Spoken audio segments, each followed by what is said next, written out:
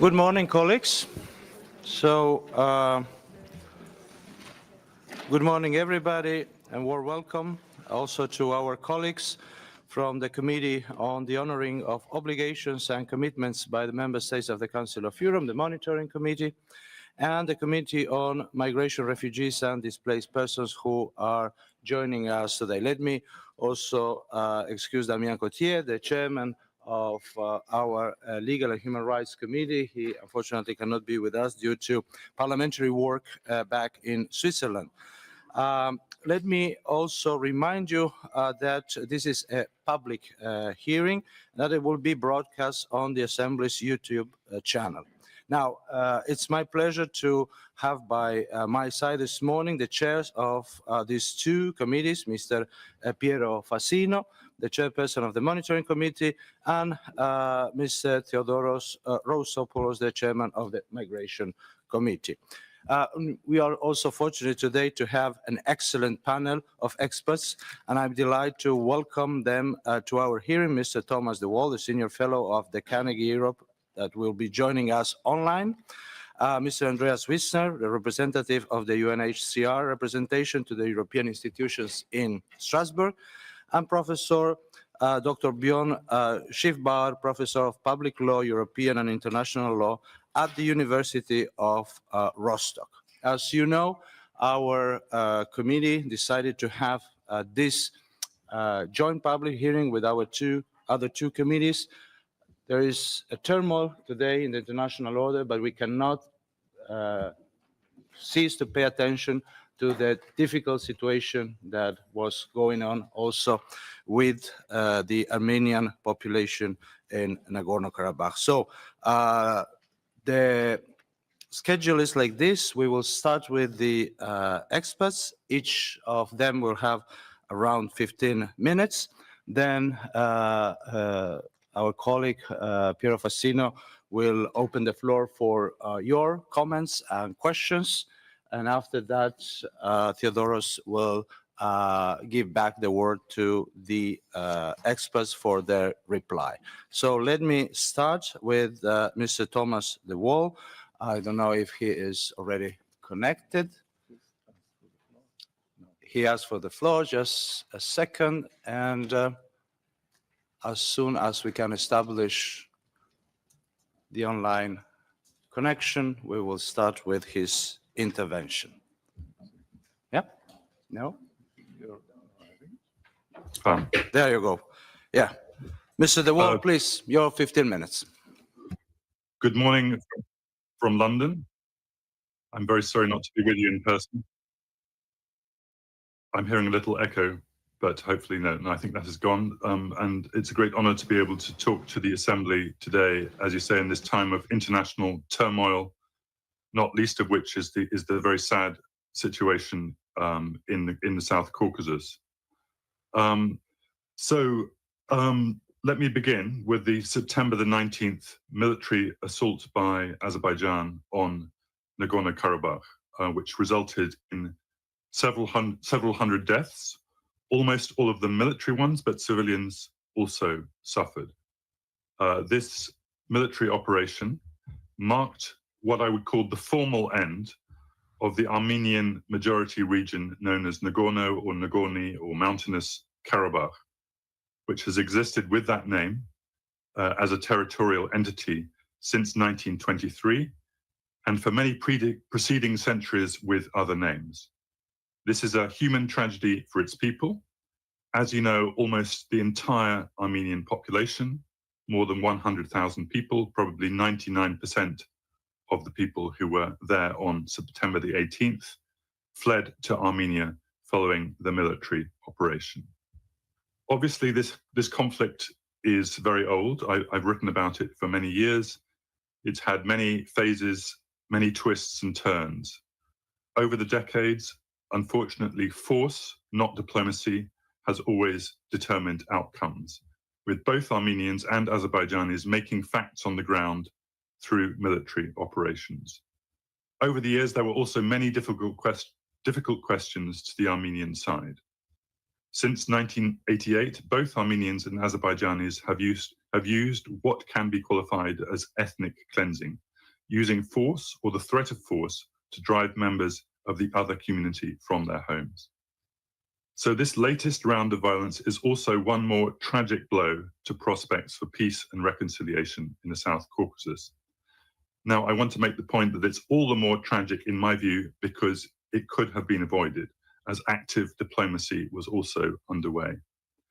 Since December 2021, there has been a serious Western-mediated diplomatic process, moderated by EU Council President Charles Michel, which deserved more investment from all sides, and in particular from Azerbaijan. It ran in parallel to negotiations between Armenia and Azerbaijan run by Moscow. In recent weeks, a dialogue had finally begun between the Armenians of Karabakh and representatives from Baku. This is something that many of us have been calling for years, but for years, Azerbaijan had refused to talk to the Armenians of Karabakh in any other format apart from as kind of domestic constituents of Azerbaijan. This new dialogue had finally begun, even despite the fact that Azerbaijan imposed a de facto blockade and closure of the Lachin corridor linking Armenia and Karabakh, imposing for many months, as we know, severe humanitarian suffering on the population of Karabakh. for almost the entirety of this year. Time and patience was needed for this new process between the Karabakh Armenians and Baku to develop. Everyone, including finally the Karabakh Armenians themselves, understood that the final settlement of this conflict would occur within the framework of the territorial integrity of Azerbaijan. The only question was on what terms. So, being the actor in the most dominant position, President Ilham Aliyev had choices, but he chose to use force on September the 19th. This was also a breach of faith to Western leaders and their process, and cut off the dialogue process with the Karabakh Armenians. Although only a small number of Armenian civilians suffered violence, the overwhelming threat of force was, I would contend, enough to ensure that almost the entire population felt unsafe, felt in threat of persecution, and left Karabakh and their homes. We know that this Azerbaijan's military action was coordinated with Turkey. Although we do not know the details, we can also be fairly sure that it was coordinated also with Russia. This is because Russian peacekeepers were ordered to stand down in Karabakh themselves. They allowed the Azerbaijani forces to proceed, while media outlets in Moscow were instructed to blame Armenian Prime Minister Nikol Pashinyan rather than Azerbaijan for the outbreak of violence. Subsequently, at United Nations, Moscow was much softer than Western countries in its characterization of this military operation by Azerbaijan. So this is the context within which Western engagement and engagement by bodies such as this with Armenia and Azerbaijan now takes place. In my view, it's time for a comprehensive reassessment from organizations such as this one. Azerbaijan is now proposing, and I'd like to devote a little time to this, is now proposing what it calls a reintegration agenda, under which Armenians can return to Karabakh and be Azerbaijani citizens. Let me note that Azerbaijan does not have dual citizenship, so Karabakhis who return would have to renounce their Armenian citizenship. I think that international bodies, such as the Council of Europe, must be very cautious about an initiative such as this. After all, we must begin by asking why this is happening. This initiative is only being offered only when 99% of the Karabakh Armenian population has fled and not previously. I think this initiative needs to be seen within a broader framework of Azerbaijan's international commitments, and three broader issues, maybe more, but three broader issues need to be addressed. The first is Azerbaijan's record on minority populations in general. None of the minorities in Azerbaijan have any special political rights or autonomy provision. The languages of the two main minorities, the Talish and the Lezgin, are taught to just over 28,000 children in schools, according to Azerbaijan's own data from 2022. This is the main extent of their minority rights, and we're talking about substantial minority populations running into the hundreds of thousands. The opinion of the Advisory Committee of the Framework Convention for the Protection of National Minorities from 2017 noted a deteriorating human rights environment in Azerbaijan, pressure on minorities to demonstrate loyalty to the state, and, I quote, little space for expression of national minority identities in the public sphere, unquote. Several activists from minority communities, such as the Talish journalist Hilal Mamadov, are in prison. And so I would say that until Azerbaijani minorities in general have stronger legal protection and access to the rule of law, it is not feasible to imagine the integration of Armenians into Azerbaijani society. My second point is that, as many independent reports have confirmed, the Azerbaijani education system teaches children strongly negative and hate-provoking messages about Armenians as vandals, terrorists, and occupiers who committed genocide against Azerbaijan in the 1990s. I should also note in parenthesis that the Armenian education system does the same, though I would say without the same level of intensity. Without a wholesale reform of the national rhetoric about Armenians, as expressed through the education system, also the media and political discourse in general in Azerbaijan, I would say it's difficult to imagine Armenians feeling safe to live freely on Azerbaijani territory. Thirdly, any initiative such as this requires international scrutiny, and Azerbaijan's record on this is very poor. There have been many calls over the years to allow international fact-finding and monitoring missions to visit Nagorno-Karabakh. Prior to 2020, some of these were rejected by the Armenians of Karabakh. More consistently, and especially since 2020, these proposals for the UN or other organizations to visit have been rejected by Azerbaijan, meaning that Nagorno-Karabakh remained a deeply isolated region, with the International Committee of the Red Cross the only international body on the ground. As you know too well, this assembly also called for a fact-finding mission to Karabakh in June during the blockade, but the call was rejected by Azerbaijan. I also note the international requests by cultural institutions to visit the site of the famous medieval Armenian cemetery in Julfa Nakhchivan, which is widely reported to have been completely destroyed, have also been rejected. 2 US ambassadors to Baku who requested to visit the site of the cemetery were refused permission to do so. This also has implications for the fate of the substantial Armenian cultural heritage in Karabakh, which is now under full Azerbaijani control. I also have a few other comments. Just tell me how much time I have remaining. You have about 2 to 3 minutes to wrap up. Okay. Just briefly, let me, and we can return to this in the question and answer session. I would make the point that Azerbaijan also had a choice whether it wanted to see a strong Armenia, which would a partner country, which would be have a normalization with Turkey and be weaken its dependence on Russia, to strengthen regional cooperation in the South Caucasus, or a weaker Armenia, which had a closed border with Turkey, was more reliant on Russia, and was unstable. And I would contend that, unfortunately, Azerbaijan has opted for the second option, seems to be trying to weaken Armenia. This is, it's since the operation of September the 19th, it has kept up rhetoric about Azerbaijani exclaves inside Armenia as a territorial issue which needs peaceful resolution. It's kept up rhetoric about the so-called Zangezur corridor, a transport route to Nakhchivan.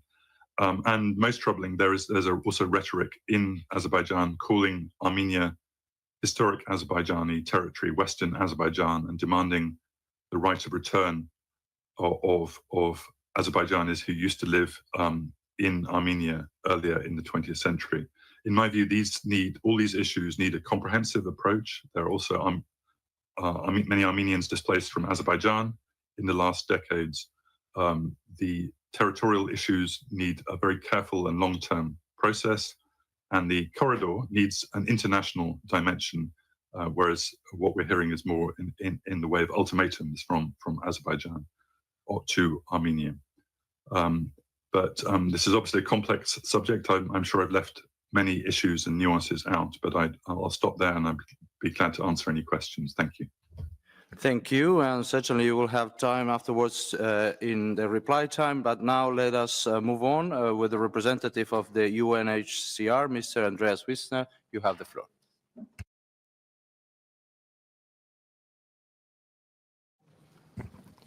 Thank you, Mr. Chair. It's an honor to be here with you. Let me just finish setting up my presentation that we have prepared to illustrate a few facts, especially regarding UNHCR's humanitarian response to the recent displacement situation.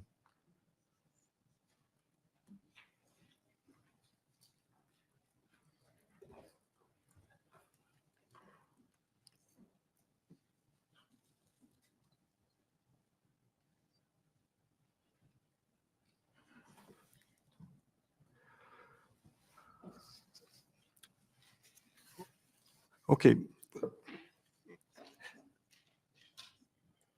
Following the recent escalation of this decade-long conflict in the region, the government of Armenia reported that between 24 September and 4 October, 100,632 refugees, including 30,000 children, arrived in Armenia. And that was an average of 15,000 people per day, with a peak of 40,000 on 27 September alone. So far, the government has registered more than 98,000 refugees in government-run registration centers, but the arrival has largely ceased as of the 1st of October. Overall, the number of new arrivals constitute now 3.3% of the entire Armenian population, which is just less than 3 million. That means 1 in 30 people are refugees and newly arrived refugees, which adds to Armenia's already pre-existing refugee population of around 35,000, most of them from the previous conflict in 2020. UNHCR has been on the ground from the beginning. We have an office there in Armenia since 1992, providing immediate assistance in assessing the situation of refugees' needs in support of the government-led response. The newly arrived refugees are mostly confused and very apprehensive about their future. They don't know what will happen to their homes that they have left and whether they will return there one day. They're anxious about what will happen to them now and worry about their children and whether they would have access to education. Most of them, because of the rush of their departure, they came with very few belongings and require urgent emergency assistance like blankets, bedding materials, medication, psychosocial support, and shelter in the immediate term. Many, including the children and elderly persons, are traumatized and in need of mental health and psychological support. Several are also worried about elderly family members who stayed behind as they were unable or unwilling to abandon their houses or even their animals that are very dear to many Armenians from Karabakh. Many refugees have a rural background who left behind their livestock, which is now left roaming around, risking to perish in the cold weather of the winter when it sets in. And similar applies also to many pets that had to be abandoned in the panic of departure for lack of transportation opportunities. The government of Armenia has been making consistent and commendable efforts to register the newly arrived and meet their rapidly growing needs. In support of this exemplary government-led response, UNHCR is leading the interagency refugee response, working with the resident coordinator's office, the other UN agencies, and NGOs. There are sectoral working groups in place under which UNHCR is leading the one on the global one, intersectoral working group, and sectoral working groups on protection, shelter, and core relief items, non-food items. However, further support and funding from the international community is urgently needed. Therefore, to ensure more predictable funding, at least over the coming 6 months and hopefully beyond, a refugee response plan or emergency and resilience appeal was launched on 7 October. And as you see at a glance, some figures contained in that report, based on 136,000 refugees in Armenia, and also to be assisted 95,500 local persons assisting them. International communities appealing for $97 million for a total of, on behalf of a total of 16 partners, most of them local NGOs. This plan supports and complements the government response and aligns activities of all actors, which will also take into account the upcoming expected harsh winter months when critical support will be required. This response plan stresses that not only immediate emergency response needs, but also medium and long-term needs must be considered, which is typical in refugee situations like this one. Humanitarian assistance should be followed by progressive integration of refugees in national systems, which includes strengthening of public services. And finally, humanitarian assistance should merge into development assistance. so that it can be gradually phased out while national institutions are strengthened, especially in places that are mostly affected by refugee arrival.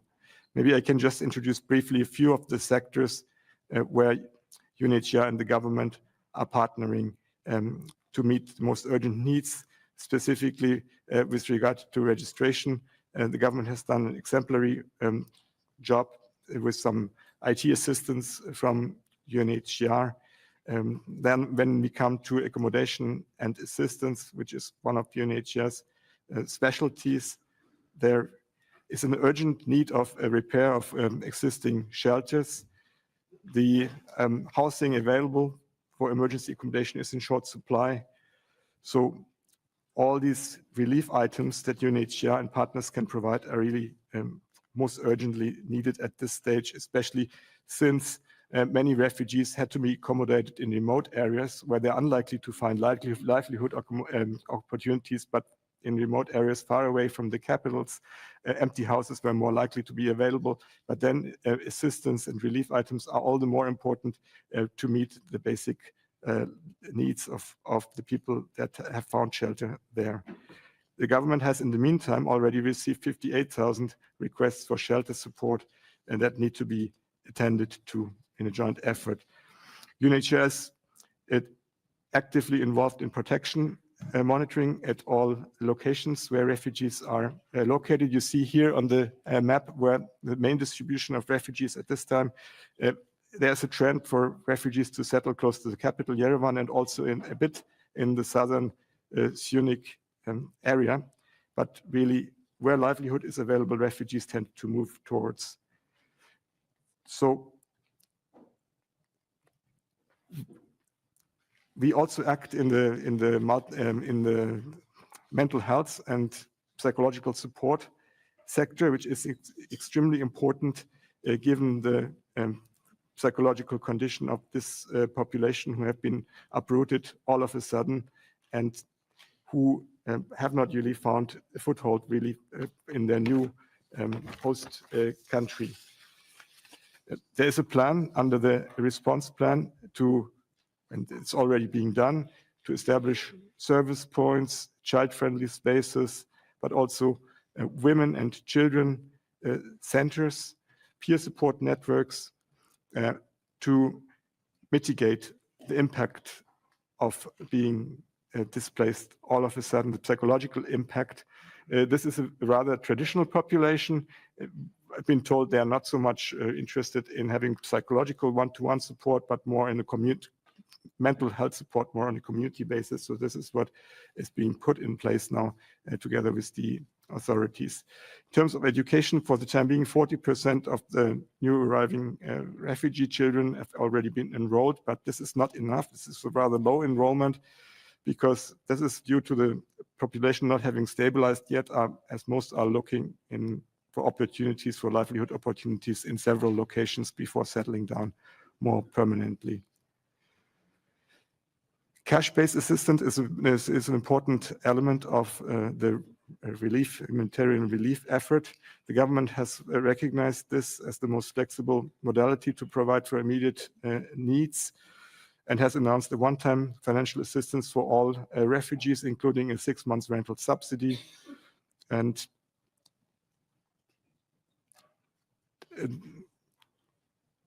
this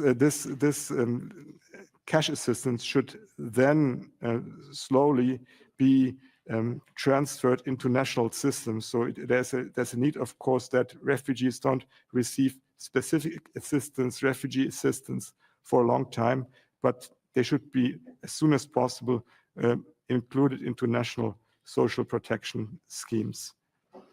Finally, the refugee response plan also calls for long-term support. I'm not sure if this can be achieved in 6 months, but it has to be kept in mind from the beginning, the need to bring in international financial institutions and development actors to do things like upgrading schools and hospitals that cannot cope with the number of new users at this moment, and that need to be increased because people are likely to stay. I mean, it's 100,000 people who arrived.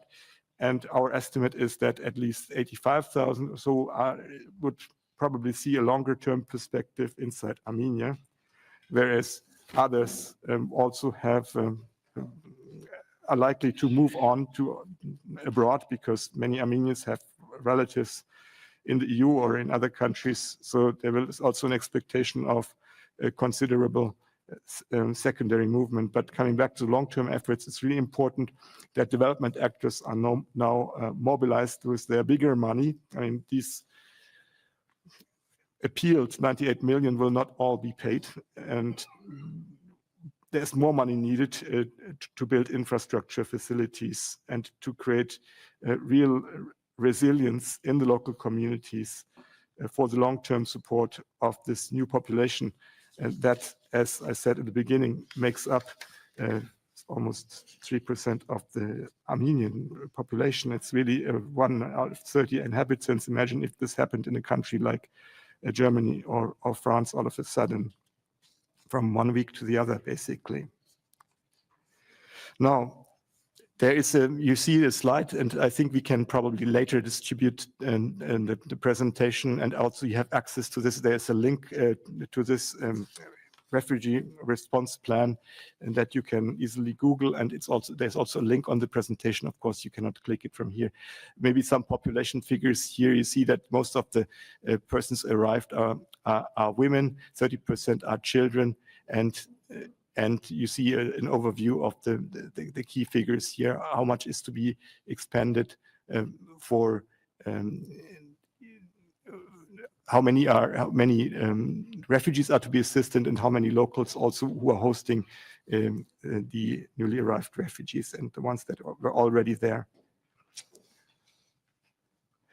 Here on this slide, you can see again the overall financial requirements and the number of agencies that are participating in the appeal, and how much money is actually being appealed for national, international NGOs and for UN agencies. It's not mentioned here explicitly. I think UNHCR alone is appealing for its own needs for some $14 million US until next March.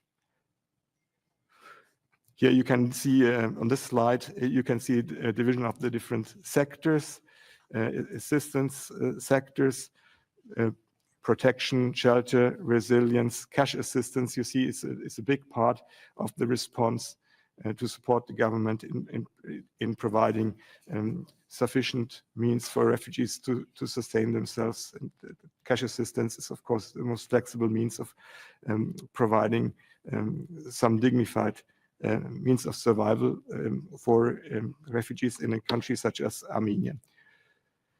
Now, let me turn to solutions. This is probably an issue that goes away now from the refugee response plan, but it's looking a little bit into the future. And here, allow me to quote our High Commissioner, Mr. Filippo Grandi, who stated just 2 days ago on 9 October at UNHCR's Executive Committee meeting in Geneva.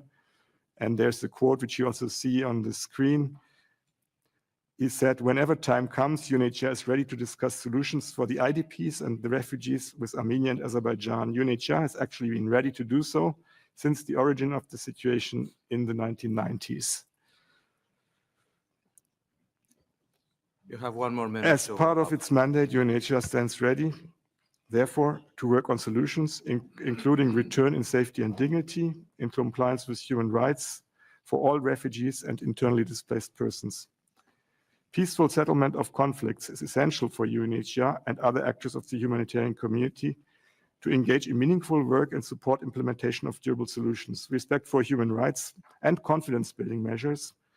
What we do in repatriation operations often, for instance, are go-and-see visits in this context, are also important factors that help the work of UNHCR and the humanitarian community. UNHCR will be anxious to contribute to these efforts, disseminate good practices, and provide technical support to all parties." Thank you.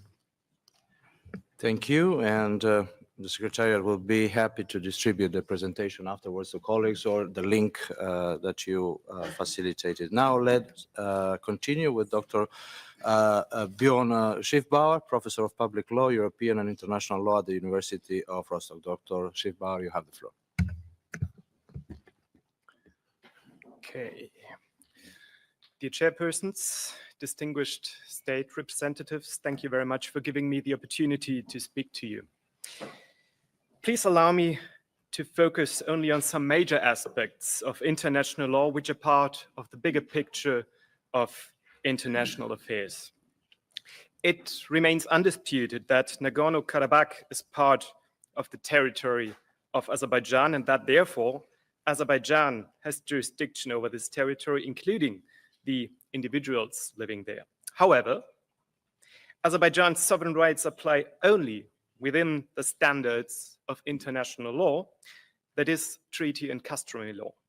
In context with Nagorno-Karabakh, there is no legal justification allowing Azerbaijan to ignore its obligations from international law. So, what are these obligations more specifically? As a consequence of international treaty law, states have to comply with decisions of international courts whose jurisdiction they have accepted. Two international courts have jurisdiction with respect to Nagorno-Karabakh and the right to make decisions binding upon Azerbaijan. The European Court of Human Rights, based on the European Convention on Human Rights, and the International Court of Justice, based on particular treaty law, here the International Convention on the Elimination of All Forms of Racial Discrimination. The European Court of Human Rights ordered interim measures on 21 December 2022 that Azerbaijan has to take all measures that are within their jurisdiction to ensure safe passage through the Lachin corridor. The International Court of Justice ordered, very similarly, provisional measures on 22nd of February 2023 and reaffirmed them on the 6th of July 2023. I quote, "The Republic of Azerbaijan shall take all measures in its disposal to ensure unimpeded movement of persons, vehicles, and cargo along the Lachin corridor in both directions." In the meantime, most individuals of the ethnic Armenian population of Nagorno-Karabakh have left the territory and entered Armenia via the Lachin corridor.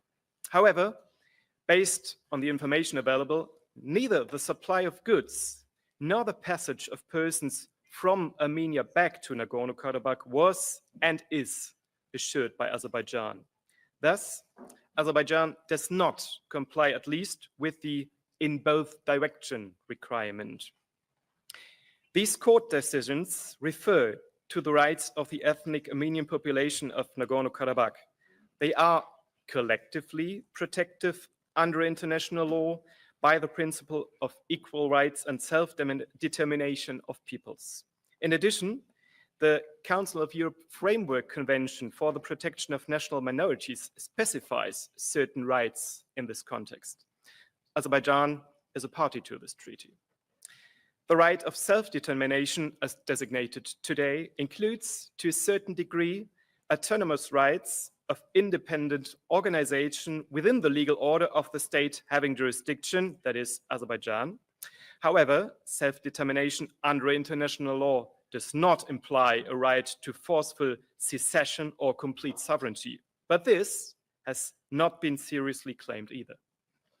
Moreover, individuals of the ethnic Armenian population of Nagorno-Karabakh are protected by international human rights law as well as international humanitarian law. With respect to the ethnic Armenian population, international human rights law appears to be one of the most relevant legal areas, in particular, the European Convention on Human Rights. I will address this issue very briefly. Article 2 of the European Convention on Human Rights, the right to life. Article 3, the prohibition of torture, inhuman and degrading treatment. Article 6, the right to a fair trial. And Article 8, the right to respect for private and family life, are most important with respect to the situation around the Lachin corridor. As long as the Lachin corridor was blocked by Azerbaijan, the population of Nagorno-Karabakh could not be supplied with food, medicine, energy, etc. This endangered many individual lives and was an inhuman treatment. Thus, Azerbaijan violated Article 2 and Article 3 of the Convention. since there was no way to judicial review of the situation. Article 6 was also violated. Finally, as long as individuals from Nagorno-Karabakh could not pass the border to Armenia to visit their family members, Article 8 was violated in addition. Besides human rights law, aspects of international criminal law could also be relevant. By now, it at least cannot be excluded that several offenses of war crimes and crimes against humanity have been committed by individuals from Azerbaijan. However, jurisdiction on these crimes is a different matter, and additionally, the crime of genocide, the crime of crimes, is a different matter too. Genocide is a particular international crime confirmed by the 1948 UN Genocide Convention, as well as by codifications of international criminal law, such as the Statute of the International Criminal Court. The duty to prevent genocide under Article 1 of the Genocide Convention addresses every state in the world and has the status of jus cogens. Moreover, Armenia and Azerbaijan are both parties to the Genocide Convention. The elements of genocide and related acts are listed in Articles 2 and 3 of the Genocide Convention. The ethnic Armenian population of Nagorno-Karabakh is an ethnic group and thus protected by Article 2 of the Genocide Convention. With regard to the Latin corridor, only Article 2c of the Genocide Convention may be pertinent. The Actus Reus says, deliberately inflicting on the group conditions of life calculated to bring about its physical destruction in whole or in part.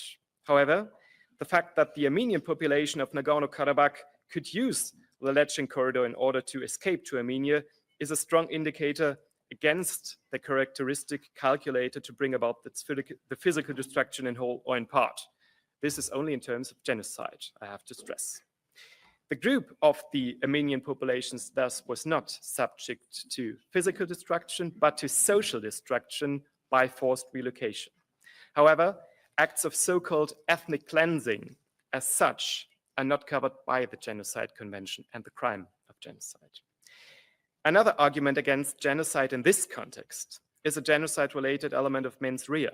This is the specific genocidal, I quote, intent to destroy a group in whole or in part. It is rather unlikely that actors from Azerbaijan intended to destroy the Armenian population of Nagorno-Karabakh, since these were merely subject to relocation. Please don't get me wrong, this is only in terms of genocide. So what can be concluded from all that in terms of international law in general? First, Azerbaijan continues to violate its specific international law obligation to ensure free passage through the Latin corridor in both directions. This runs parallel with the violation of the more general right of self-determination.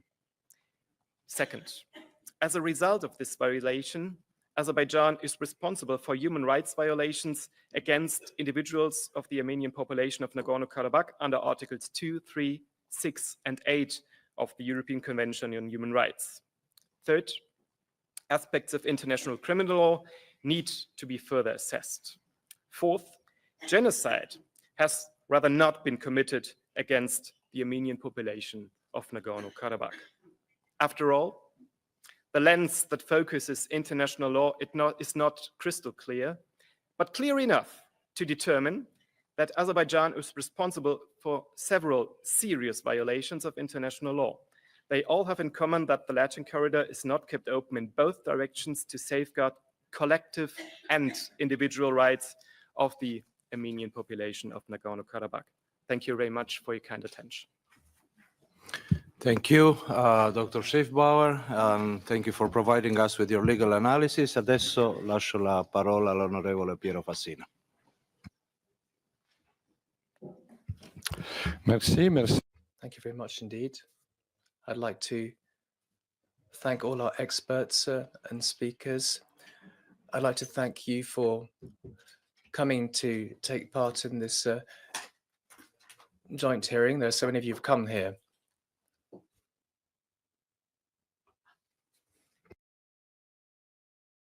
let's start the debate, and let's start the debate by giving the floor to Mr. Hodokovic, who's our rapporteur for the debate that's going to be held on this matter that we're dealing with now.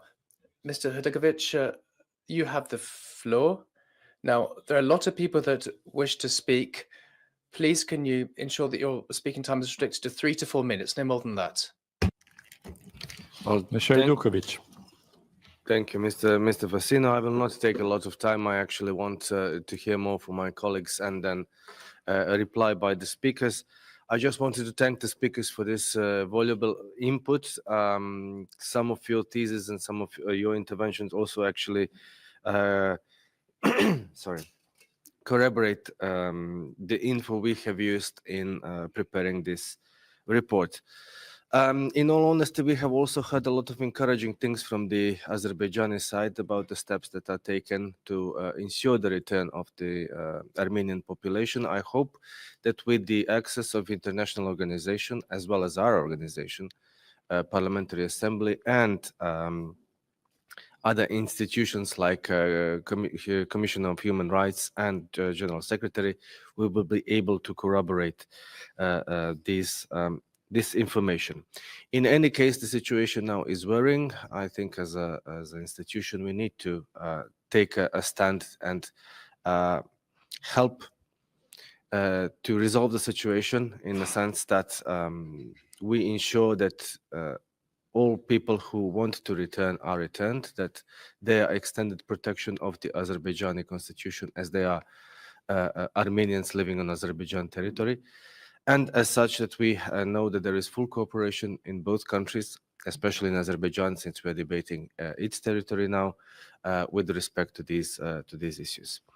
Well, without further ado, I wish to thank you once again. Your input has been very valuable. I have listened very carefully and took notes, and surely I will use some of this in my debate in the hemicycle as well. Thank you.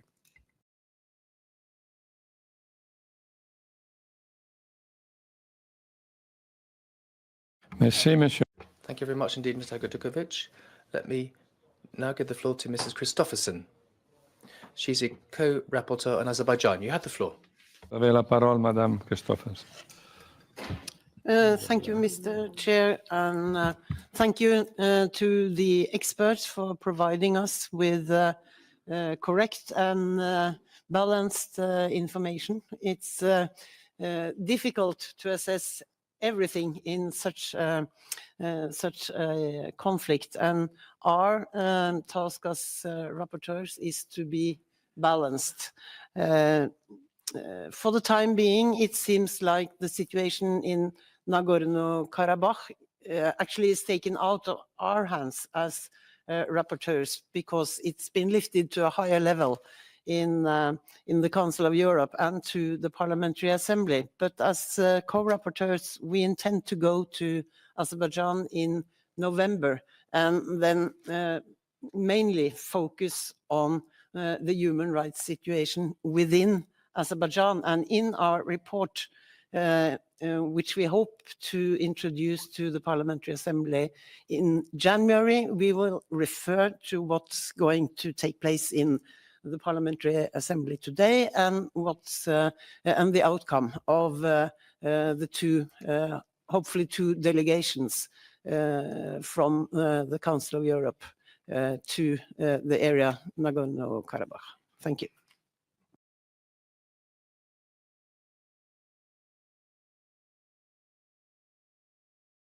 Merci. Thank you very much.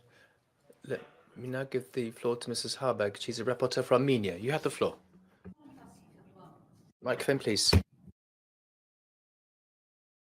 Sorry, I haven't asked about the floor. Do you want me to say something, or I just listen to the other interventions?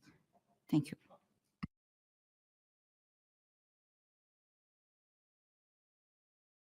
Alors, à ce point, Okay, in that case, we're going to open up the debate.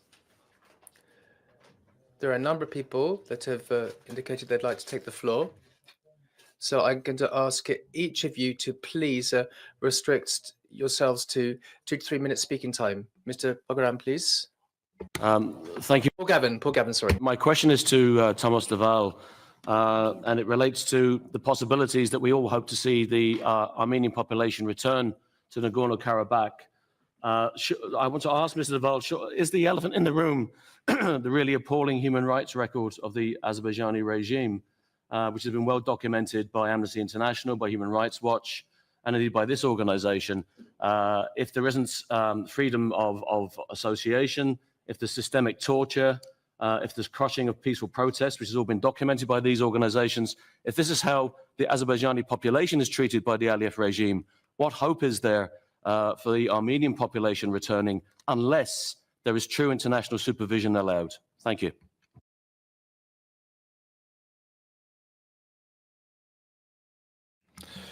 Thank you. Tabadanian, please. I have a question to Mr. Schiffbauer. Mr. Schiffbauer, you're addressing the corpus delicti of the Genocide Convention. I would like to ask you the following question. When you're addressing the actus reus of Article 2.c of the Genocide Convention, creation of the certain conditions, whether you also taking into account the contextual element which was prescribed in the element of the crimes, in the ICC statute, for example, and in other documents, because look at the patterns. Genocide is not a crime intended to kill everybody. It is intended to kill the identity, and you should agree with this. So the problem is the following. When we started this discussion, Nagorno-Karabakh was under the siege. There have been no food, no medicine, and so on. From this perspective, I would like you to qualify the events, because it was prohibited to enter any kind of food and medicine in the territory populated totally by Armenians. And this is a very important question. Plus, if you challenging the fact of it may have certain elements of the crime of genocide, I would like you to be more, profoundly address the issue of presence of the corpus delicti of the crimes against humanity of persecution and crimes against humanity of deportation. I read some of your publication. I understand that you are very well familiar with all these developments, and I would like to more precise answer on these questions. Thank you.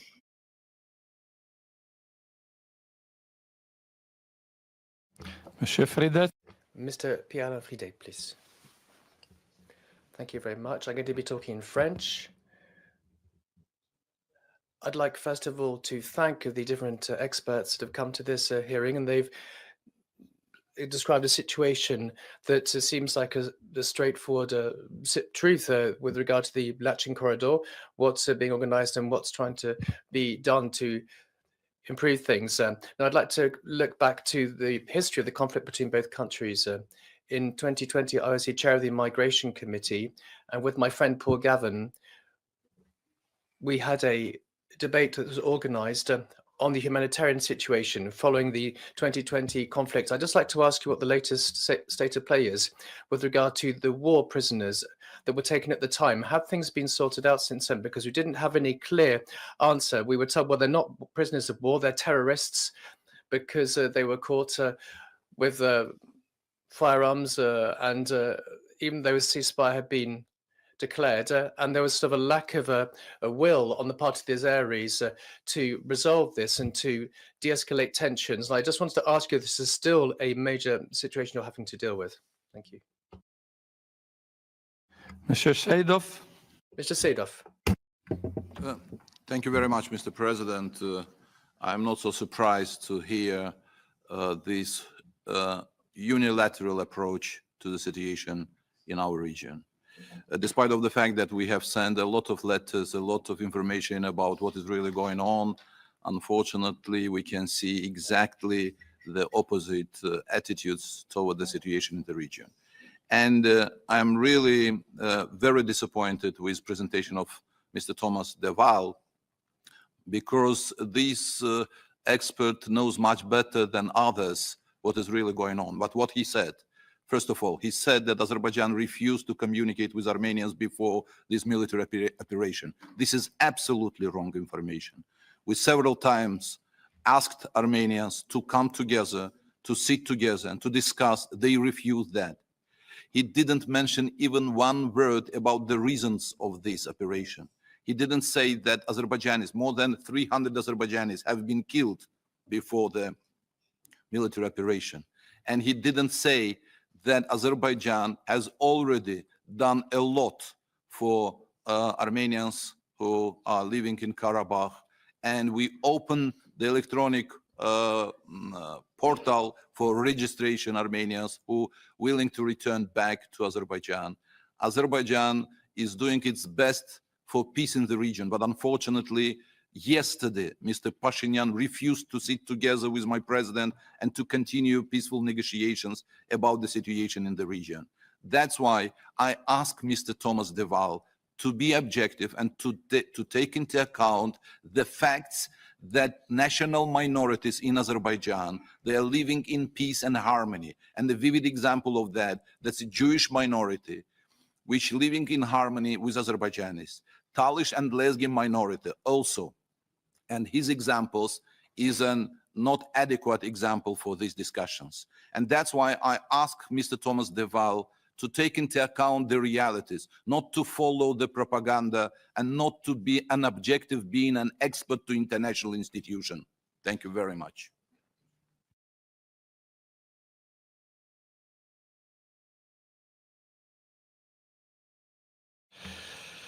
Thank you. Mr. Rustinyan, please, you have the floor. Merci, Monsieur le Président. Thank you very much indeed, Chairman. Colleagues. Well, I think the situation is very clear. Following the complete blockade of 10 months and following the war triggered by Azerbaijan against the people of Nagorno-Karabakh, the entire population of Nagorno-Karabakh has had to leave their homes where they've been living for centuries. This is simply a typical example of ethnic cleansing, because so many people do not leave their homes on their own free will. We also know that ethnic cleansing is considered as one of the acts of a genocide. So this is basically a very serious violation of the commitments undertaken by Azerbaijan, and sanctions should be imposed.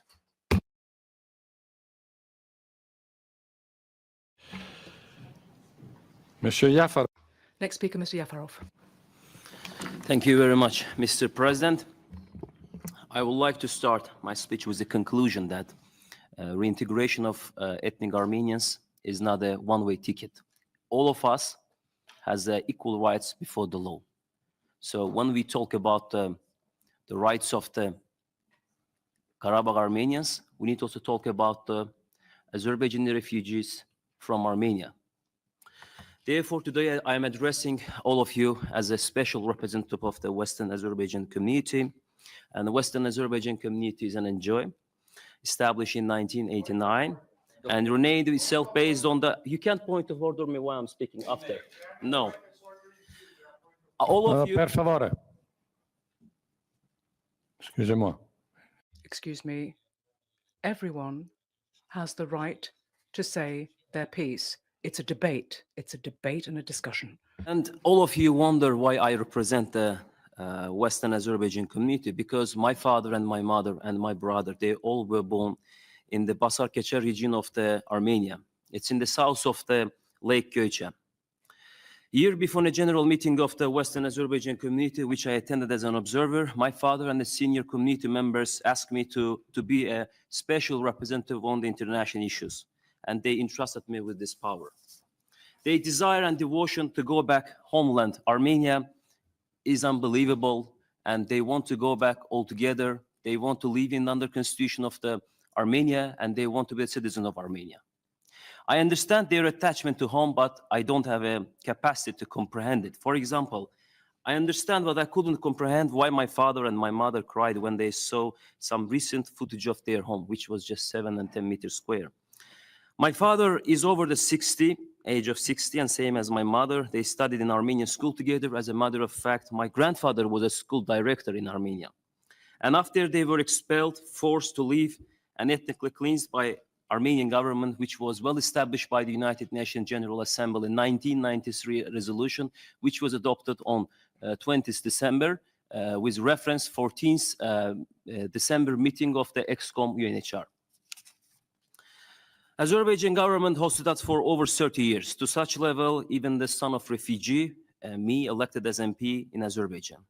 My father had a good life in Azerbaijan. He's a very accomplished person, but I couldn't comprehend why he cried over for his home, which is 710 square meters. Later, he told me that he built this house together with his father. So after he marries my mother, they could move in. So unfortunately, before they move in, my grandfather died. They were only live there for some months. My father told me that he doesn't know whether he will see that he will go back or not, but he's sure that time will come. We will coexist together with Armenia in the same community I used to before. But he told me that when we coexist together, when we return, he asked me, he told me that where his father's grave and his grandfather's grave, so to restore it and to take care of it. Now I am addressing the panelists. Do you believe in the equal rights before the law? Do you recognize our right to return of the Western Azerbaijan community? If yes, then when? Do you think that reintegration should be one way? Do you think that some ethnic groups have priority in international law? Do you think that some religions have priority? Thank you.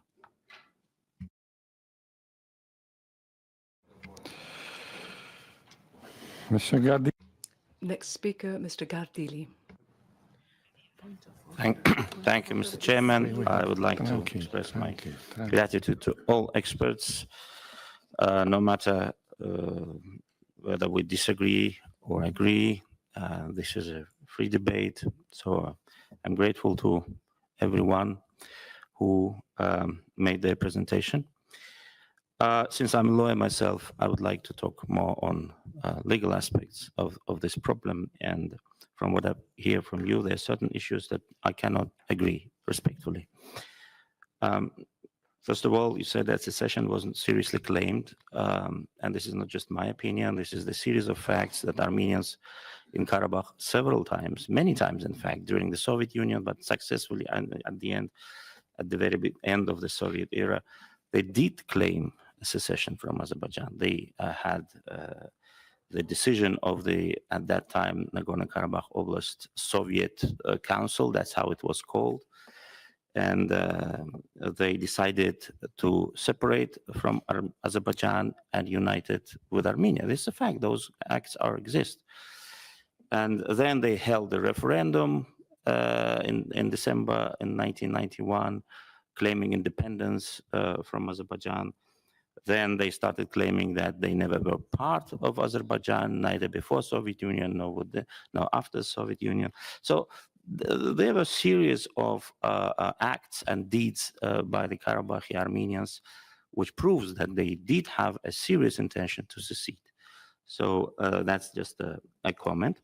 Then self-determination, as the right to self-determination does not by itself oblige states to give autonomy to any part of its territories. You all come from different countries. In some of your countries, there are autonomies. In some of your countries, they are not. It's the fact that autonomy exists in one country, doesn't exist in another one, is more a historical fact or a cultural context rather than legal claim. And of course, self-determination, the right to self-determination are possessed by peoples, not by ethnic minorities. I would like to remind you that back in the 90s, I think it was 1994, that Norwegian professor Esbjørn Eide was entrusted by the General Assembly of the United Nations to prepare a report on the definition of a people. There was one question put before them, Esbjørn Eide: what constitutes a people? And Esbjørn Eide considered many cases, including Karabakh. And he wrote in his report that Armenians in Karabakh are not people, they are ethnic minorities. He went even as far as to say that, for example, Armenians in France and in America, in the United States, are not ethnic minorities, because he invented the term mother country, because they do not have historical links with mother country. But Armenians in Azerbaijan are ethnic minorities because they do have such a link. So this is also a moral legal concept. And Karabakh recently, yes, for 30 years, consisted only of Armenians, because Armenians in Karabakh themselves committed ethnic cleansings. Time. Why 1 minute? Time. Yes, I'm finalizing. So Karabakh the population of Karabakh was consisted of Armenians. These facts should not be taken for granted, because the context is that there were Azerbaijanis living in Karabakh, but they were all expelled even before the active war started. So these are just the reminder for everyone. This is the context. Before you come to any conclusion, please consider this. And also the claims with regard to violation of certain human rights of ethnic minorities are just an opinion, which I do respect, but I disagree. Thank you very much.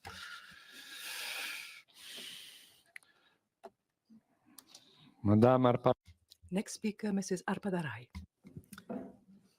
Thank you very much, dear colleagues. Thank you for your thoughts, dear experts. My question is to Mr. Thomas Deval. Well, there are serious claims that Mr. Deval was working with Ruben Vardanyan, who is a money launderer, very known person. He was hired by Mr. Vardanyan. There are reasonable doubts in that, and he is the person from sanctions list in Ukraine. So I don't know whether he can be an expert here, because he is.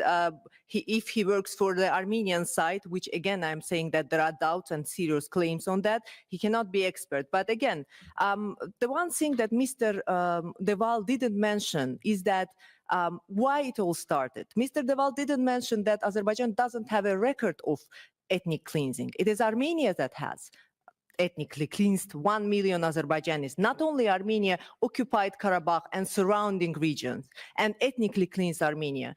The argument of Armenian side was always that we have ethnically cleansed Azerbaijanis because of the potential genocide. And the ideology was incompatibility of Armenians and Azerbaijanis. And this is not a sarcasm, dear colleagues. This was stated by their former president, that Azerbaijanis and Armenians cannot live together. For 30 years, they've been communicating it. For 30 years, propaganda, diaspora, politicians, experts, they've been trying to brainwash Armenians, saying that you cannot live with Azerbaijanis. And this is the result why Armenians actually left from Karabakh, because they are afraid because of this propaganda that was mentioned. Azerbaijan doesn't have a record of ethnic cleansing. Armenia does. Armenia is the only mono-ethnic country in our region. So these are the facts. And Mr. Deval knows that better than anyone. Also about Lachin corridor, the colleagues mentioned here that Azerbaijan is obliged to give some passage, free passage through Lachin corridor. Well, Lachin border post control is one of the border posts of Azerbaijani Republic. And there are rules, migration rules, border post rules, and everything. And it is Azerbaijani constitution, Azerbaijani laws regulated. Neither trilateral statement nor any other document have given exterritoriality status to this road. The rules still apply. We said that it is open for humanitarian, for civilians and cargos, but we didn't say that it will be open for Armenian militants, for Armenian weapons and ammunitions. For 3 years, this road was violated by Armenian side. We've been saying many times in this assembly that Armenia is violating this road. We see that. We have the evidence that they are bringing munitions to our territory. We also had evidence that Armenia had 10,000 militants on Azerbaijani soil in Karabakh. That was the reason that Azerbaijan started anti-terror actions. But I don't know why Mr. Deval didn't mention all of that. Thank you. Mr. Rubinian, excuse me. Rubinian. Thank you. Thank you. Dear colleagues, I think by now it all is clear. Azerbaijan had a clear intent to ethnically cleanse the Armenians of Nagorno-Karabakh, and they did ethnically cleanse the Armenians of Nagorno-Karabakh. But what is astonishing in this discussion is the level of cynicism of our Azerbaijani colleagues, who have become mere advocates of their authoritarian genocidal regime. They are claiming that the Armenians of Nagorno-Karabakh are Azerbaijani citizens and Azerbaijan is this multicultural heaven on earth. Did you notice that none of them uttered a single word about the fate of these 100,000 Armenians? None of them talked about what needs they will have. No one had some condolences for the people who have died, condolences for the people who have been separated from their families, nothing.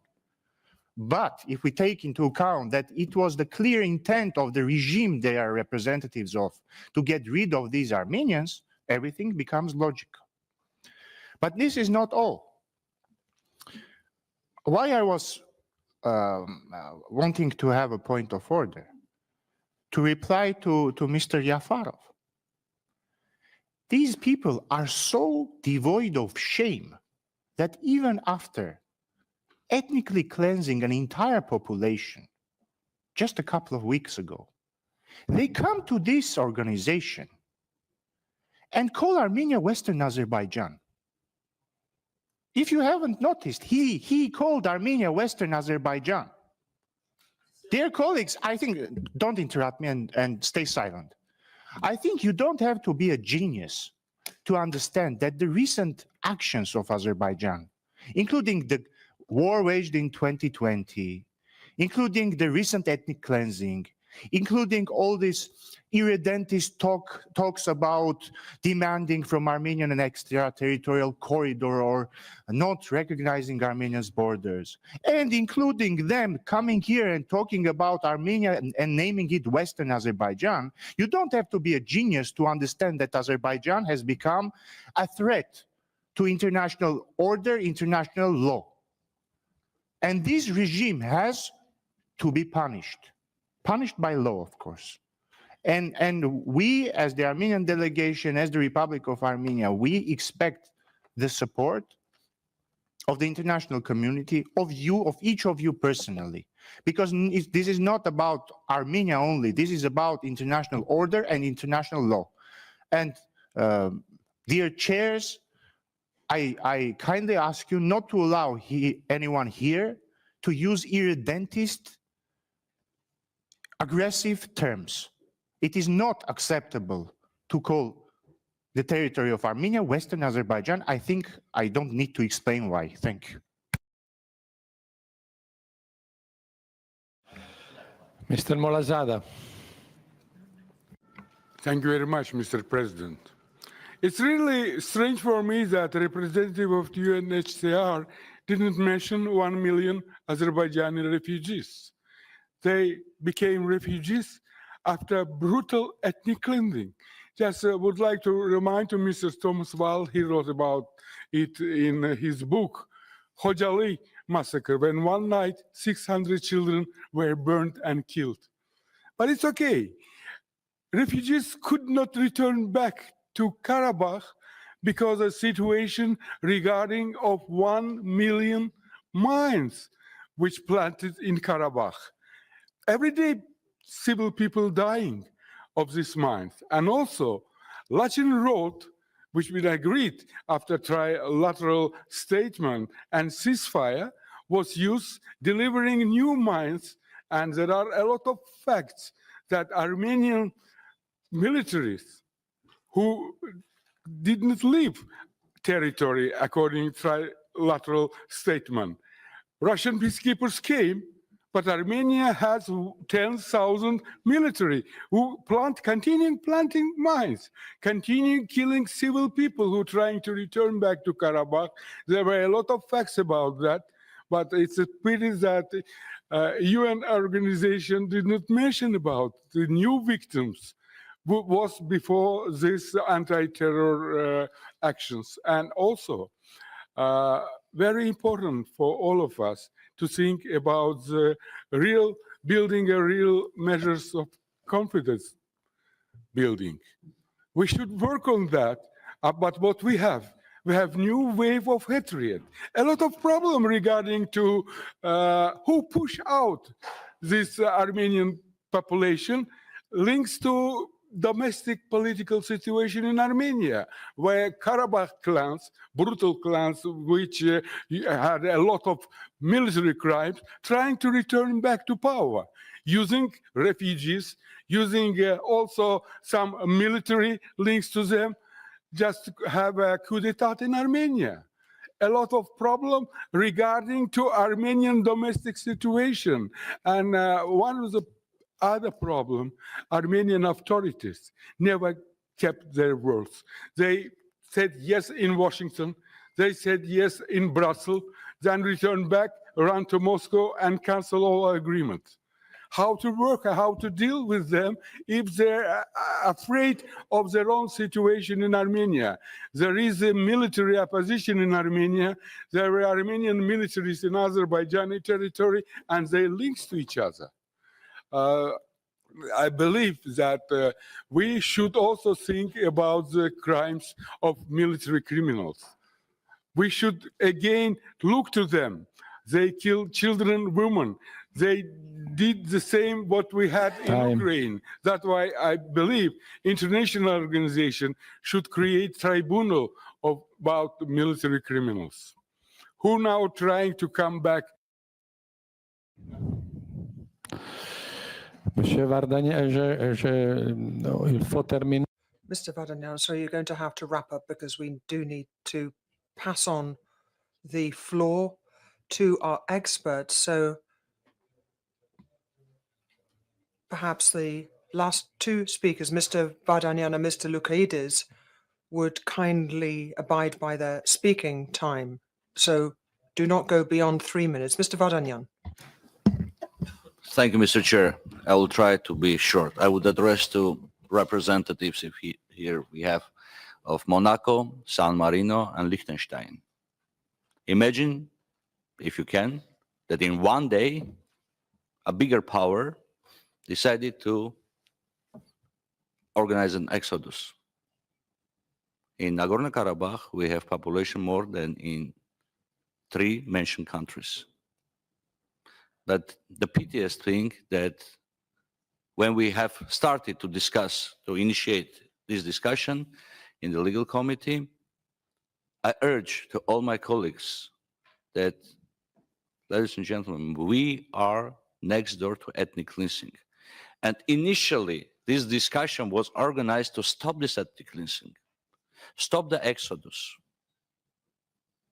Now we are in a situation when the exodus happened, and we have very cynical points of view from the authoritarian regime about the fact that they just decided to leave suddenly.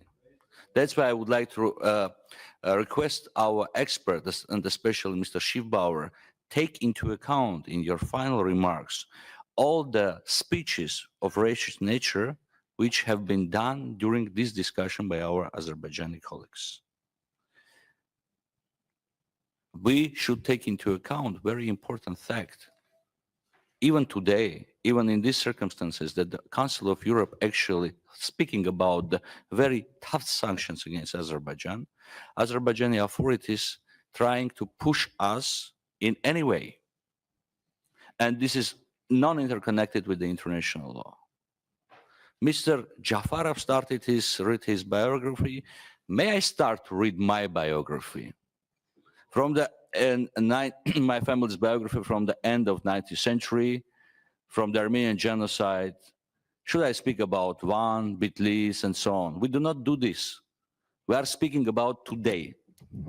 And the worst thing, Mr. Jafarov, being a president, I'm finishing, being a president of the subcommittee on human rights, do not address the human rights, because 100,000 people became victims of internationally wrongful act of crimes against humanity. And I would like you to address this issue. Thank you. Mr. Loukides. Thank you, Mr. Chair. Well, we have been discussing this issue, and I have to remind ourselves, last June in this assembly, and we had an excellent report and a resolution speaking about the grave possibility and imminent danger to have an ethnic cleansing in Nagorno-Karabakh. I have to remind the members of the Monitoring Committee that we have been discussing the very same issue just a few days before the military attack of Azerbaijan in the presence of the European Commission. And we have been warning that things should be done in order to avoid an ethnic cleansing, because it was so obvious that it was coming. And unfortunately, 10 days later, after our meeting in Paris, it came. We are talking about one more failure of the international system, of the international order, of our organizations, including our organization, EU, UN, and not only. And what we have to discuss now is the need not to have any more violations of international law in the area, in this turbulent area as well. And we have to be very strict and consistent when dealing with these issues. I'm a refugee myself, a displaced person. So I'm very sensitive when we're talking about refugees and displaced persons, whenever we speak about the Ukrainian refugees, whenever we speak about the Syrian refugees, but now we're talking about a disaster in relation with Nagorno-Karabakh. This is our issue now. And what we have to discuss, as Karabakh, as Azerbaijan has a very bad record on the protection of human rights inside the country, unfortunately, and it is behaving as it is behaving against its neighbors, we think that we should discuss and be consistent in the same way that we have done in similar cases. This is my strong opinion.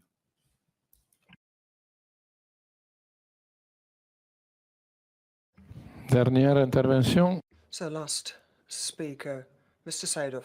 Mr. Chairman, I will be very brief. I ask my Armenian colleagues to refrain from these hate rhetorics. I ask them to understand that with this kind of approach, they could create much more problems for the Council of Europe and for understanding the reality than Council of Europe unfortunately have. Yes, some colleagues have already mentioned that this is really disaster, but disaster is that for resolution didn't implement it for 30 years of period of time. Disaster that this assembly didn't mention and didn't pay attention to the illegal elections of the president of so-called Nagorno-Karabakh, and disaster that this organization is thinking about the results, about the situation, but we should look deeper into the roots of this problem, into the reasons why it's happened, because of absence of attention to the 1 million refugees, to the Khojaly massacre, to the situation in the region, to the Azerbaijan which had been occupied for 30 years. These are the real reasons. And that's why to present Azerbaijan in a bad way, that's another one mistake which could this assembly done. I ask to refrain from that. Thank you.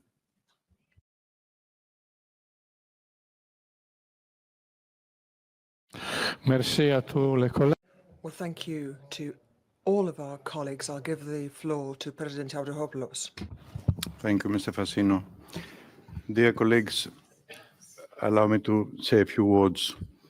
Between yesterday and today, yesterday's history, today we can change or we can write history. Must be present the willingness to do things, to change things. We have heard both sides. We have had a lot of interesting information. We have had analysis. And I think that this will help us in our today's meeting, especially later in the plenary. I will give now, in reverse order, the floor to the speakers. Mr. Schiffbauer, you will speak first.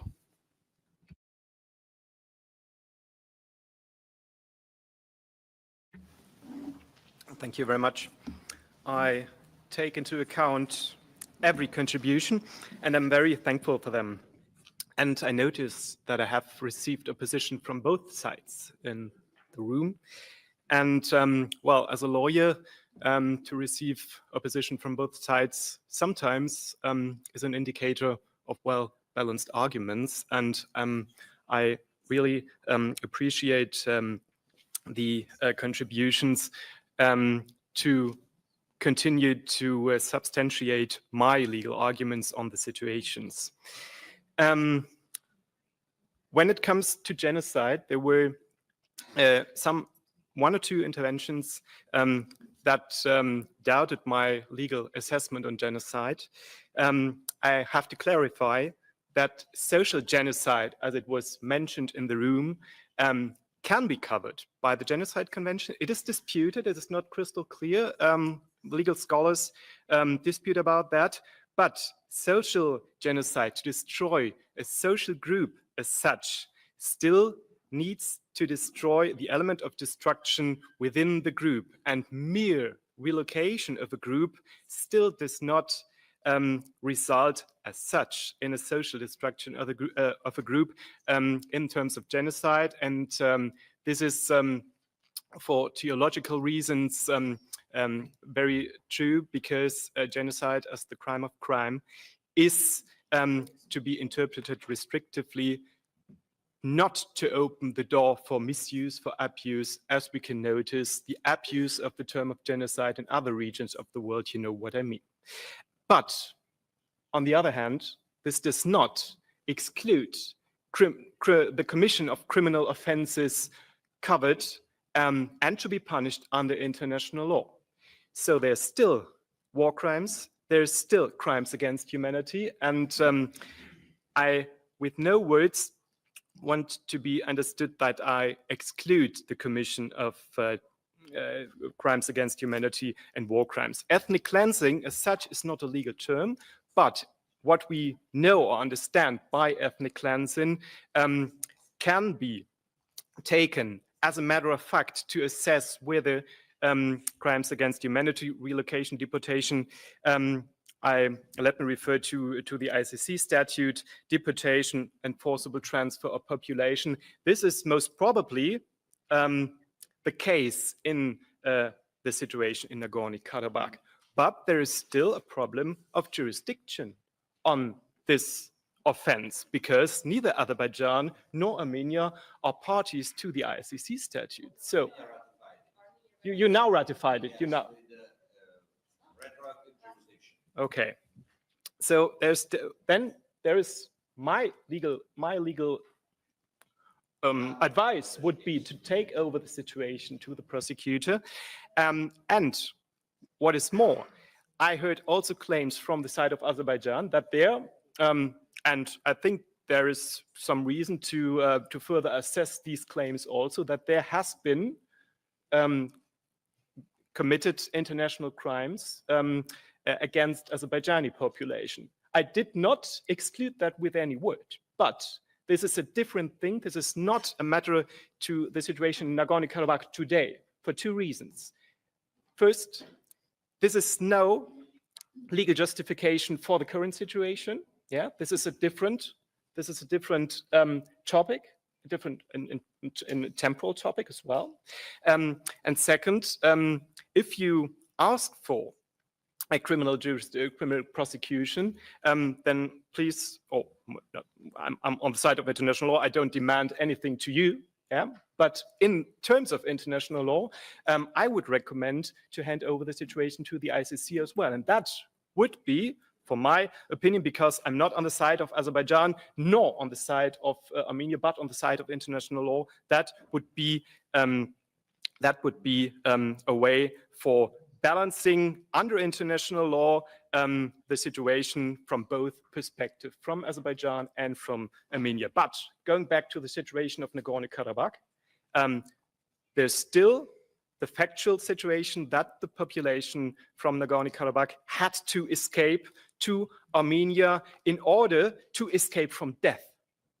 And this remains to the responsibility of Azerbaijan, and this is still a violation of a grave violation of human rights. And I recommend, from a legal point of view, to the Assembly to react to that under the terms of international law by the means the Council of Europe has. But this is only to the situation of Nagorno-Karabakh. I do not doubt any crimes, any international wrongful acts against Azerbaijani population in different situations. This is a different thing, and this is not a justification for the situation right now. Okay, thank you, Mr. Sitzbauer. Mr. Wissner, address. Thank you, Mr. Chair. Just a quick response to, I think UNHCR's presentation was arguably the least contentious one, because UNHCR is in the region to provide humanitarian assistance, which is really something that no one will object to 100,000 persons who have just been displaced 2 weeks ago and were facing a very difficult situation and despair. So I wanted just to clarify a remark from Mr. Molazadeh, who had said that UNHCR wasn't mentioning the Azerbaijani displacement when talking about humanitarian assistance mainly that needs to be provided in the current emergency situation. I mean, there is no more emergency in view of the displacement of Azerbaijani persons from Karabakh 30 years ago, fortunately, but it's not forgotten. And that's why I would like to come back to the quotation from our High Commissioner Filippo Grandi 2 days ago, talking about durable solutions to the situation. He is very careful in saying when time comes, UNHCR is ready to discuss solutions for the IDPs, meaning persons displaced mainly inside Azerbaijan, even those 30 years ago, and the refugees with Armenia and Azerbaijan. So, and UNHCR has been ready to discuss these solutions since 30 years ago. And we have representations in both countries, equal representations, trying to engage with both sides for achievement of durable solutions. But we haven't been successful in doing so so far. But UNHCR has no mandate to establish political peace. So he said, our High Commissioner, whenever time comes for that, we need trust and confidence building between the parties. We need, before UNHCR can offer its good services on the ground and establish any return operations in agreement with all parties, we need the parties to sort out their conflict to an extent so that UNHCR can start facilitating sustainable returns. And we hope that this will soon be the case. And as I said, UNHCR is anxious to contribute its internationally good practices by means of organizing go-and-see visits and other trust and confidence building measures at the local scale once there is a global agreement on the terms and conditions of more lasting peace among the political parties. Thank you. Thank you, Andreas. I will now ask Mr. Deval. Is Mr. Deval with us? Mr. Deval, if you are listening, ask for the floor. Okay. Yes, thank you. Thank you, Mr. Chairman. Many points have been raised. I'll try to deal with all of them. First of all, I briefly addressed... Could you please switch to the floor? Switch to the floor and not listen to the interpreting channels. I'm surprised that she brought up this allegation in some Azerbaijani media that I was working for Mr. Ruben Vardanyan. This is completely false. I've never worked with or for Mr. Ruben Vardanyan. There was also a reference in that unprofessional media report to the Carnegie Foundation. There is no such thing as a Carnegie Foundation, but Andrew Carnegie founded many organizations, dozens of them over the years in the early 20th century, and it may be a reference to one other Carnegie Foundation. So I'm surprised that she brings this up in this assembly. Mr. Saidov talks about contacts with the Baku and the Karabakh Armenians. I was trying to be careful in my remarks. There were indeed contacts this year, which was positive. My point was that there were no contacts up until 2023. There was almost 30 years, I would say, wasted in which there were no direct talks between Baku and the Karabakh Armenians, no talks at all. They started this year. They were disrupted several times. It's my information that there were some confidential talks even in September, that they were intensifying in the town of Shusha between Baku representatives and the Karabakh Armenians. And that raises a serious question as to why, when those talks had started, Baku then resorted to military force. And that really was my point. The big question of national minorities in Azerbaijan, I think Mr. Gavin makes the extremely important point that the rule of law and human rights situation in Azerbaijan generally is very poor. And therefore, Azerbaijani citizens generally don't have proper recourse to justice. When it comes to national minorities, there are indeed cultural and educational rights, which is positive, but it doesn't really extend beyond that. There are very few political rights given to minorities in Azerbaijan. And obviously, there's a specific problem with regard to Armenians who've been subject to hate speech over the years. Let me just quote you. There's an article in the Guardian newspaper on the 9th of October, which I recommend, from an Azerbaijani former IDP calling for reconciliation with Armenians, saying that he does not want this cycle of ethnic cleansing and hatred to continue. And he said that the president took power in 2003 and curtailed free speech in Azerbaijan, with the notable exception of hate speech against the Armenians. And I think this comes from an Azerbaijani commentator living now in exile. And I think this is indeed a real severe problem. Let me also remind you that prior to 2020 war, President Aliyev had promised the Karabakh Armenians, I quote, the highest autonomy in the world. And then after the 2020 war, he said they had missed their chance and their autonomy had, quote, gone to hell.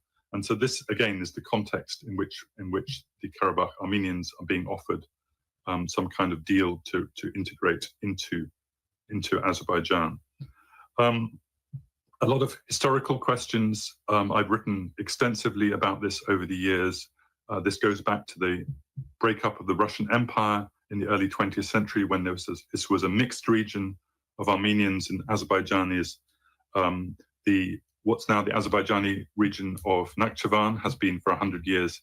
In the early 20th century had a 40% Armenian population. The region called Zangezur or Sunik had a substantial Azerbaijani population. This is what Mr. Jafarov is referring to.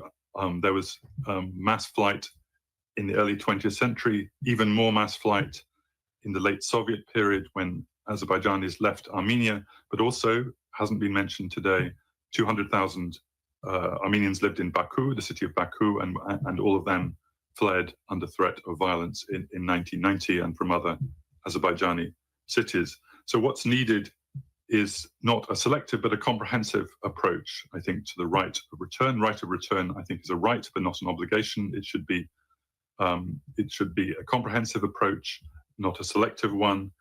And this, I think, it is part of the search for justice in this conflict, which has seen much injustice, and violence. I would also caution against the figure of 1 million refugees or IDPs. You can read the appendix in my book, Black Garden. It was a large number. It was probably 600,000. It wasn't 1 million refugees. So caution against the use of inflated figures, which does not help a reckoning in this conflict. Let me just close by saying a couple of words about the justice issues. Certainly many war crimes have been committed since the late 1980s by both sides. And there's definitely a feeling of impunity around this conflict, and no one has been properly punished. We shouldn't be encouraging victors' justice from the side of Azerbaijan. I think we should be encouraging a comprehensive approach in which there's much data and evidence about this. There should be a comprehensive approach to the justice issue. I think it's very positive that Armenia has now joining the International Criminal Court. I think this is a step forward, but obviously Azerbaijan is not a member, and this would be a question to the Azerbaijani members here today. Would they encourage their government to join the International Criminal Court so that there's a comprehensive approach to the justice and impunity issue? Thank you again for inviting me. I hope I've been able to contribute positively to your discussion. Thank you, Mr. Deval. I want to thank our honorable guests. And now, Davor, you have the floor to close the meeting. Thank you. Thank you, Theodoros. Dear colleagues, we've heard all the different positions. It's not my task to offer a conclusion, but rather to, invite you to participate at the debate later on at the plenary, and you will have all the members the opportunity to make clear your views by casting your vote on the resolution prepared by the rapporteur, Mr. Hajdukovic. Let me also take the opportunity to thank all the experts, to acknowledge and thank the presence of our Secretary General, of course, the support of the Secretariat. Let me thank the two chairs of the Monitoring and Migration Committee and ask the members of the Migration Committee to remain and all the others to leave this room. For the members of the Legal Committee to take their nameplates and move to room number 10, where we will continue with the Legal Committee meeting. Thank you very much. This hearing is closed.